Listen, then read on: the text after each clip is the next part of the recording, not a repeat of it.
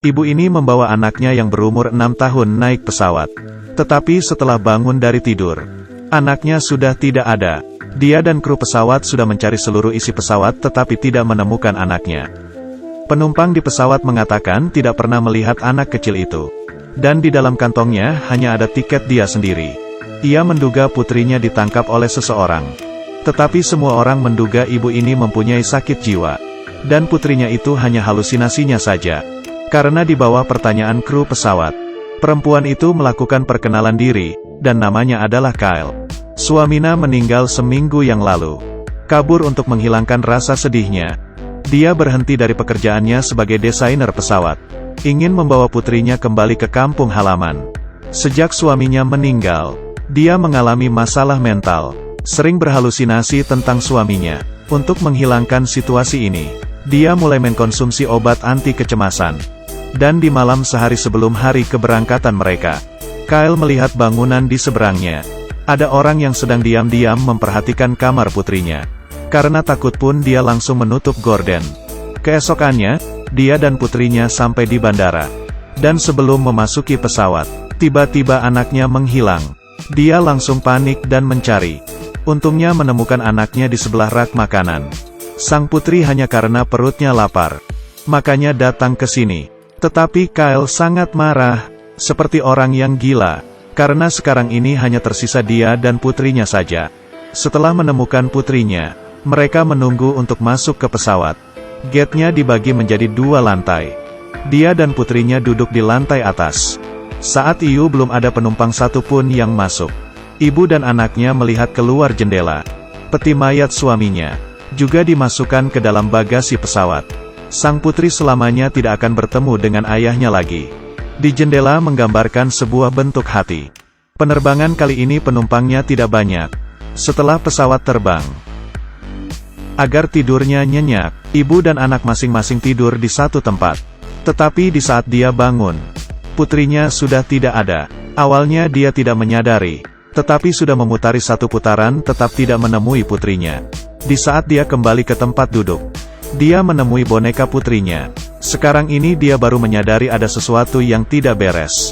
Karena putrinya mau kemanapun, pasti akan selalu membawa boneka kesayangannya. Dia mulai menanyai pramugari dan penumpang di sekitarnya. Tetapi hasil yang didapatkan adalah, semuanya tidak pernah melihat anak perempuan berusia 6 tahun. Seorang pramugari membantunya untuk mencari anaknya melalui pengumuman di pesawat. Tetapi tidak ada yang terlalu peduli. Karena pesawat adalah ruang yang tertutup. Kalaupun anak menghilang, pasti akan bisa ditemukan. Kyle tetap tidak menemukan informasi apa-apa. Dia kembali menemui pramugari. Pramugari baru saja menghubungi orang yang di pintu masuk. Yang didapati adalah, tidak ada data penerbangan putrinya itu. Bahkan data nama di penumpang penerbangan itu juga tidak ada nama putrinya. Ini menandakan, putri yang dikatakan Kyle, dari awal tidak menduduki pesawat ini. Kyle demi membuktikan dia dan putrinya naik di pesawat yang sama. Memasukkan tangannya ke dalam kantong. Tetapi, yang seharusnya ada 2 tiket. Ternyata hanya ada sisa 1. Dia lari kembali ke tempat duduknya dan mencari kopernya. Hal yang tidak diduga pun muncul. Koper putrinya juga tidak ada. Lemari kabin itu sangat tinggi. Putrinya tidak mungkin mengambilnya sendiri. Kyle tiba-tiba kepikiran. Putrinya mungkin saja diculik. Kyle pun langsung berlari ke arah tempat pilot mengemudi. Meski terus mengetuk pintu pilot, tapi kemudian, dia pun ditangkap oleh polisi pesawat. Putrinya yang hilang di dalam pesawat telah membuatnya sedikit konyol. Polisi itu membantunya memanggil pilot. Melalui pembicaraan antara pilot, pramugari, dan Kyle itu, menanyai apakah dia minum alkohol di dalam pesawat, atau sebelum masuk ke pesawat ada mengkonsumsi obat-obatan. Dan ternyata, Kyle sebelum memasuki pesawat ada mengkonsumsi obat. Kali ini pilot pun mengerti. Putri yang dikatakan Kyle, mungkin saja adalah halusinasinya. Tetapi di bawah desakan kuatnya, sang pilot memerintahkan semuanya untuk membantu mencari.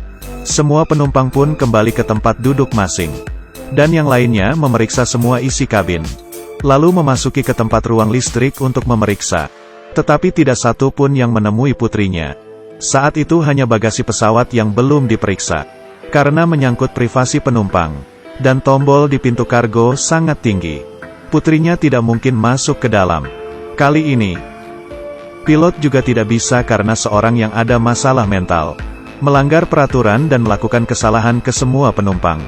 Di saat keduanya berdebat, Kyle tiba-tiba teringat dengan dua nama penumpang di pesawat, dan juga dua orang yang semalam diam-diam memerhatikan kamar putrinya. Dia pun menerjang kedua orang itu, dan dua orang gitu memperlihatkan bukti tagihan hotel mereka. Kyle masih tetap tidak percaya lalu konflik fisik dengan mereka. Polisi pun menarik Kyle. Setelah menunggu dia sedikit tenang, baru menanyainya. Jika keduanya adalah penculik, kenapa semalam tidak melakukan apa-apa? Dan malah bertindak di pesawat yang tidak ada tempat untuk kabur ini. Kyle pun terpikirkan kedua orang ini mungkin saja akan membajak pesawat. Dia seorang desainer pesawat, sehingga sangat mengerti dengan pesawat ini. Jadi penculik memilihnya, dan menculik anaknya sebagai ancaman. Di saat kedua orang itu berdiskusi, pilot menyiarkan untuk menghentikan pencarian.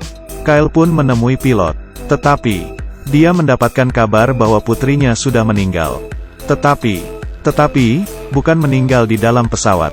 Barusan pramugari mendapatkan kontak dan faks dari rumah duka. Seminggu yang lalu, suami dan anaknya jatuh bersama dari lantai atas dan meninggal. Mendengar kabar itu, Kyle langsung tidak tahan. Dia mulai berlari mencari anaknya di pesawat, dan bertemu dengan laki-laki yang dia curigai itu dan terjatuh. Di saat Kyle siuman, tangannya sudah dipasang borgol dan duduk di tempatnya sendiri. Di sebelahnya duduk seorang psikolog. Di bawah bimbingan psikolog, Kyle pelan-pelan menerima kenyataan dirinya sakit mental. Tetapi di saat dia tanpa sengaja melihat ke jendela, dia melihat gambar hati yang digambar anaknya. Dia menggunakan jarinya dan menggambarnya. Tebal halusnya tidak sama. Benar-benar perbedaan antara orang dewasa dan anak. Dia tahu, putrinya benaran masih ada. Di balik ini pasti ada sesuatu. Tetapi kali ini, Kyle tidak mengatakan apa-apa. Karena dikatakan pun tetap tidak ada orang yang akan percaya. Dia mengatakan ke psikolog, dia ingin ke WC, ingin menenangkan diri. Polisi membawanya hingga ke WC, dan membuka borgolnya. Saat dia baru saja memasuki WC, dia membuka jaketnya, lalu membungkus kepalan tangannya, membuka atap kamar mandi, lalu memanjat ke dalam, membuka kotak distribusi, dan memutuskan kabel, membuat pesawat kehilangan tekanan. Ruang penumpang mati listrik, sehingga menjadi gelap. Dia seorang desainer pesawat, jadi dia sangat memahami pesawat. Di saat ruang penumpang mengalami keributan, Kyle diam-diam memasuki ruang kargo yang sebelumnya belum dilakukan pencarian. Di sini pun tidak ada sosok putrinya, dan ada sebuah peti mati. Dia memasuki kata kunci yang hanya dia tahu. Peti mati itu pun terbuka. Di dalamnya hanya ada mayat suaminya. Tidak ada mayat sang putri. Jadi, putrinya pasti masih ada. Pesawat ini, pasti ada konspirasi. Di saat itu, polisi segera datang. Karena keributan yang dilakukan Kyle, pesawat akan mencari tempat untuk mendarat. Dia membawa Kyle keluar dari ruang kargo.